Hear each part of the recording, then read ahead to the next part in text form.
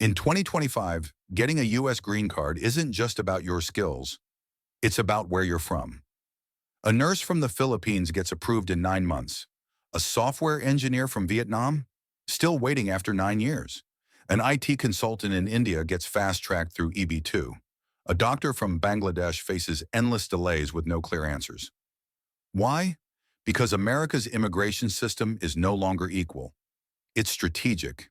The U.S. is quietly prioritizing citizens from friendly Asian nations while sidelining others. It's not about who's most qualified. It's about who's most aligned with America's economic and political interests. Some countries are being fast-tracked like VIPs. Others are stuck in line indefinitely, even when their talent is desperately needed. Is this fair? Is the American dream still open to all, or only to a chosen few? This video exposes the top 5 Asian countries getting green cards faster than ever in 2025. And it asks the uncomfortable question, who's being left behind and why? If you think immigration is still a level playing field, think again. Let's dive into the truth, and it might shock you.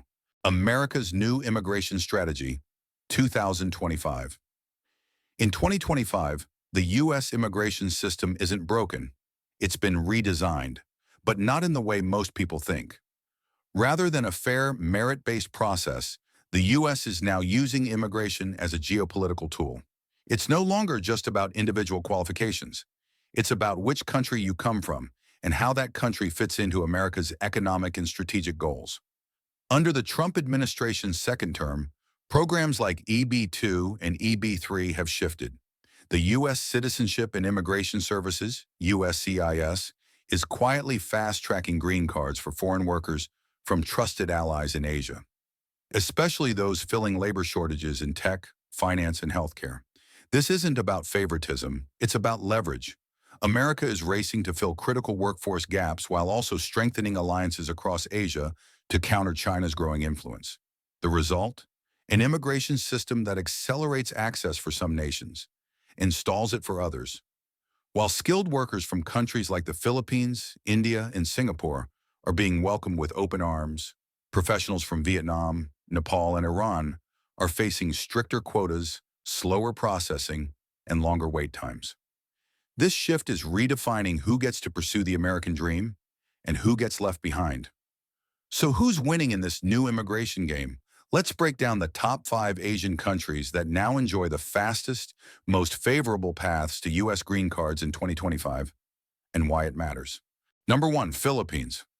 In 2025, no Asian country is receiving U.S. green cards faster than the Philippines, and it's no accident. America is in the middle of a healthcare crisis. An aging population, a shortage of nurses, and growing demand for long-term care have pushed the U.S. system to the brink. And the Philippines has become the answer. Filipino nurses, caregivers, physical therapists, and medical technicians are now the most recruited foreign healthcare workers in the United States. Why? Because they come with exactly what America needs: strong English skills, global experience, and a cultural legacy of service rooted in compassion and professionalism. U.S. hospitals, care homes, and clinics are fast-tracking thousands of Filipino applicants under the EB3 visa category, especially registered nurses. In fact, Filipino EB3 applicants are now getting green cards in under 10 months, while similar applicants from other countries wait 3 to 5 years or more. Even more striking, over 40% of all foreign healthcare EB3 green cards issued in 2025 have gone to Filipino nationals. This isn't just about labor, it's about history. The U.S. and the Philippines share a deep military, cultural, and political connection dating back over a century. That trust is now translating into unprecedented immigration access. But it also raises a tough question. Are we building a healthcare system dependent on one nation's labor, while shutting out equally qualified workers from others? For now, the message is clear.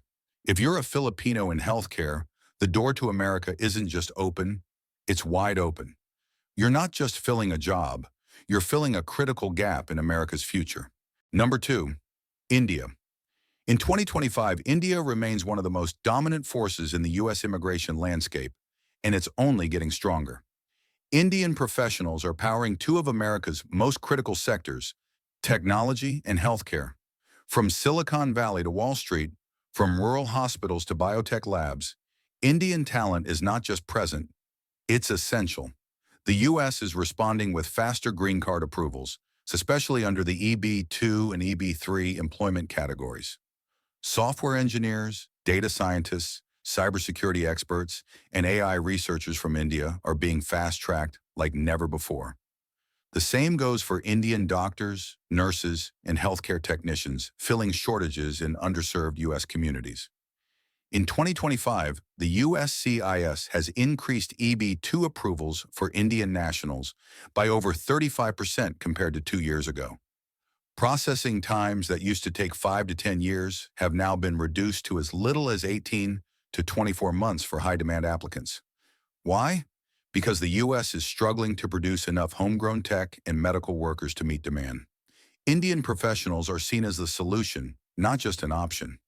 On top of that, major U.S. corporations are lobbying Washington hard to ease visa caps on Indian workers. Companies like Google, Microsoft, and Amazon have publicly urged Congress to prioritize Indian tech talent. This corporate pressure is reshaping immigration policy in real time. But the favoritism has drawn criticism. Skilled professionals from Bangladesh, Pakistan, and Sri Lanka, with similar education and English fluency, are being left behind. Is this about talent or about corporate influence? For now, one thing is clear. If you're an Indian professional in tech or healthcare, 2025 is your window. America isn't just accepting your resume, it's depending on it. Number 3, Singapore. Singapore didn't just earn America's attention in 2025, it earned its respect. Known globally for its efficiency, innovation, and highly skilled workforce, Singapore has become one of the fastest rising sources of U.S. green card recipients in Asia. But this isn't about numbers. It's about strategic trust. The U.S. sees Singapore as a key Indo-Pacific ally, both economically and politically, and that alliance is now reflected in immigration policy. In 2025, green card processing for Singaporean professionals, especially in finance, cybersecurity, software architecture, and international trade, has become smoother and faster than ever. Qualified applicants under the EB2 and EB3 categories are often receiving approvals within 6 to 10 months, bypassing interviews at U.S. embassies in many cases. Why the fast lane? Because Singaporeans bring a rare combination of world-class education, multilingual capabilities, and a business-first mindset. U.S. companies operating in global markets are actively seeking Singaporean talent to fill roles that require high levels of precision and leadership. In return, the U.S. is making immigration easier for them, both to secure talent and to deepen bilateral economic ties. This isn't just about filling jobs. It's about reinforcing alliances, ensuring that top-tier talent flows through trusted, politically aligned pipelines. But this raises a deeper concern. Are we building an immigration system that rewards loyalty over equality? Singapore's rise in the U.S. immigration ranking is a clear example of privileged access through diplomacy.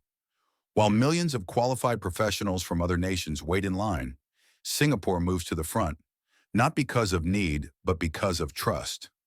If you're a skilled Singaporean in 2025, you're not just welcome, you're wanted. Number 4, Malaysia. Malaysia might not make headlines like India or the Philippines, but in 2025, it's quietly becoming a top-tier immigration partner for the United States. Thanks to its stable economy, strategic location, and rising workforce quality, Malaysia is gaining serious ground in America's employment-based visa system. U.S. companies are increasingly relying on Malaysian professionals in finance, global trade, IT consulting, and supply chain management, and Washington has taken notice. Under the EB2 and EB3 visa categories, approvals for Malaysian nationals have surged, up nearly 40% since 2023, according to USCIS data. Green card processing times for qualified Malaysian applicants now average 12 to 16 months, significantly faster than regional averages. Why Malaysia? Because it checks every box America is looking for in 2025. Strong English proficiency, adaptable workforce, Western-aligned education system, and a track record of reliability in global commerce. In particular, Malaysia's role in the China Plus One supply chain strategy has boosted its status. As U.S. companies look to diversify away from China, Malaysia is emerging as a preferred partner, and its workers are being rewarded with faster immigration access. American multinational corporations like Intel, Dell, and Western Digital already have deep roots in Malaysia, and they're lobbying for even more Malaysian talent. But there's a quiet trade-off. As Malaysia rises, countries with similar skill levels, like Sri Lanka, Vietnam, and even Indonesia, are being left in the slow lane. Is the system rewarding merit or just proximity to U.S. business interests? In 2025, Malaysia is proof that immigration success isn't just about your resume. It's about how closely your country aligns with America's global strategy. If you're a Malaysian professional, the green card door has never been more open. Number 5. Thailand. Thailand wasn't always on America's radar for immigration, but in 2025, that's changing fast. As the country undergoes a digital transformation, its booming tech sector is catching Washington's attention. From fintech startups in Bangkok to AI labs in Chiang Mai, Thailand is producing a new wave of tech-savvy professionals, and the U.S. wants in. To stay competitive in global innovation, the U.S. has begun prioritizing tech talent from emerging economies, and Thailand is now high on that list. Under the EB3 and specialty visa programs, Thai citizens working in software development, data analysis, digital marketing, and cybersecurity are seeing green card approvals in as little as 10 to 14 months. That's a dramatic improvement from the multi-year waits typical just a few years ago. One key reason: strategic partnership. The U.S. sees Thailand as a vital part of its Indo-Pacific Alliance network, not just politically, but economically. By opening immigration channels to Thai tech workers, America is strengthening regional ties while filling domestic labor shortages in critical digital sectors. Major U.S. companies like Oracle, Salesforce, and IBM are now investing in Southeast Asia, and they're hiring directly from Thailand. But here's the tension. While Thailand moves forward, equally talented candidates from Vietnam, Laos, or Cambodia often face longer wait times or outright denials. Critics argue the U.S. is picking winners based on diplomatic leverage, not fairness. Still, for Thai professionals in 2025, the opportunity is undeniable. You don't need to be in Silicon Valley to get Silicon Valley's attention anymore. If you're Thai and working in tech, America's no longer a faraway dream. It's a fast-moving door, and it's wide open right now. Who's being left behind? Deserving nations ignored? While the U.S. is rolling out the red carpet for a select group of Asian allies, other nations with equally skilled, equally driven professionals are being left in the shadows. Take Vietnam, a rising tech powerhouse in Southeast Asia. Vietnamese developers and AI engineers are working remotely for U.S. firms at record levels, yet visa approvals remain painfully slow. Many applicants wait 5 to 8 years, only to face rejections over technicalities or quotas. And then there's Bangladesh. With thousands of nurses trained to international standards and fluent in English, Bangladesh could help ease America's healthcare crisis. But despite their qualifications, Bangladeshi medical professionals see less than half the approval rate of their Filipino counterparts. Nepal, with its large population of skilled caregivers and tech graduates, is also falling through the cracks. Applicants face long waits, minimal embassy support, and tighter scrutiny, often without explanation. Why are these countries being overlooked? Because they don't carry the same geopolitical weight. They lack formal trade deals, U.S. military partnerships, or major American corporate footprints. In other words, it's not about the people, it's about the politics. Even Iranian-American advocacy groups have raised alarm over qualified Iranian students and researchers being systematically denied due to diplomatic tensions. It's a clear trend. If your country isn't aligned with U.S. interests, your talent doesn't get prioritized. This creates a two-tier immigration system, one built on skill and another built on strategy. The result? Thousands of highly qualified individuals are waiting in line, watching others skip ahead, not because they're better, but because of where they're from. In 2025, fairness isn't always part of the equation. Is this fair? a system built on strategy, not equality. At first glance, prioritizing talent from strategic allies might seem practical. America needs nurses, tech workers, and supply chain experts, and countries like the Philippines, India, and Singapore provide exactly that. But look closer, and the cracks start to show. Because what we're really seeing in 2025 is the rise of an immigration hierarchy where some passports open doors faster, not based on individual merit, but on geopolitical value. Two applicants can have identical resumes, degrees, and language fluency. One from a favored nation gets a green card in under a year. The other from a less aligned country waits a decade or never gets approved at all. That's not immigration policy. That's diplomatic favoritism, and it raises hard questions. Is the U.S. turning immigration into a bargaining chip? Are we rewarding political convenience over personal achievement? More importantly, what message does this send to the millions still hoping to contribute to the American dream? That their value depends not on what they can do, but where they were born. This isn't just a policy shift, it's an identity shift.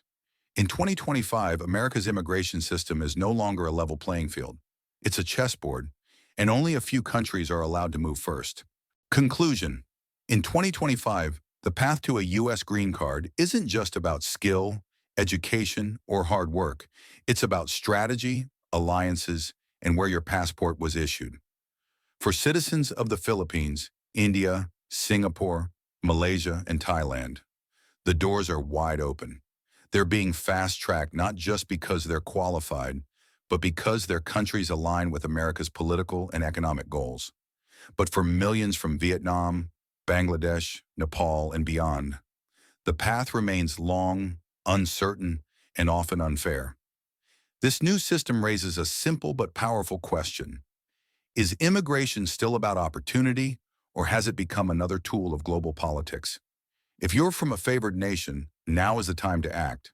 But if you're not, your voice matters even more. Because the American dream should never be reserved for the few. It should belong to all who've earned it. What do you think? Is this policy shift justified or deeply unjust? Drop your thoughts in the comments and don't forget to like, subscribe, and share if this video opened your eyes. We've got more deep dives on global immigration, international policy, and who's really being left behind and coming soon.